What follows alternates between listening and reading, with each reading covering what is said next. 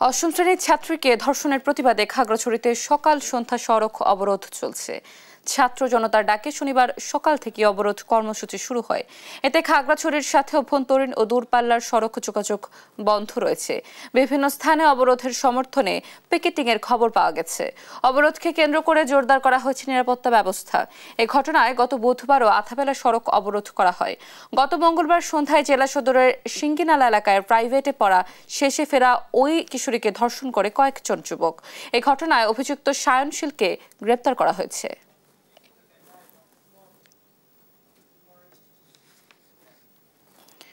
অবরোধের বিষয়ে আরো জানাতে এই মুহূর্তে খাগড়াছড়ি থেকে যুক্ত হচ্ছেন সহকর্মী অপু দত্ত। আমরা যুক্ত হচ্ছি তার সাথে। অপু, শুনতে পাচ্ছেন নিশ্চয়ই আমাকে? অপু, সড়ক অবরোধে যাত্রী ভোগান্তি কেমন দেখছেন এবং অভিযুক্তদের গ্রেফতারে কি ধরনের পদক্ষেপ নিচ্ছে প্রশাসন, জানাবেন?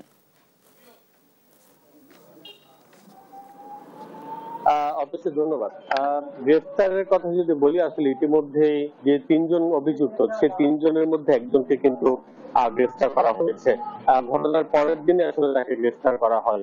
আর বাকি যে দুইজনের কথা বলা হচ্ছে, আসলে প্রশাসনের পক্ষ থেকে তাদের গ্রেফতারের সর্বাত্মক চেষ্টা চলছে বলে আমাদেরকে পুলিশের পক্ষ থেকে জানানো হয়েছে।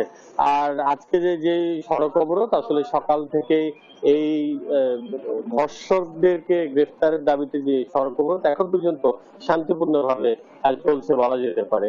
খাগড়াছড়ি, চেঙ্গি স্কয়ার, পানছড়ি, দিঘিনালা, গুইমারা, রামগড় সহ বিভিন্ন স্থানে গাছ কেটে, গাছে গুড়ি ফেলে টায়ার আগুন দিয়ে এই অবরোধের পক্ষে পিকেটিং করার আমরা খবর পেয়েছি। আর তবে কোথাও কোনো অপ্রীতিকর ঘটনার তথ্য এখন পর্যন্ত আমাদের কাছে নেই।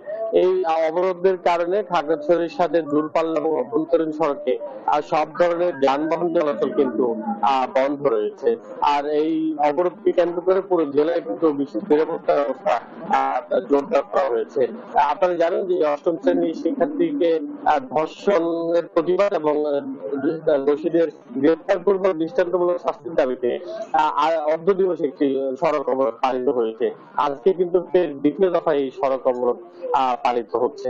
তো সবকিছু মিলে এখন পর্যন্ত খাগড়াছড়ির সার্বিক পরিস্থিতি স্বাভাবিক বলা যেতে পারে। কোথাও কোনো অপ্রীতিকর ঘটনার তথ্য এখন পর্যন্ত আমাদের কাছে নেই। তো এই ছিল সড়ক অবরোধের সর্বশেষ।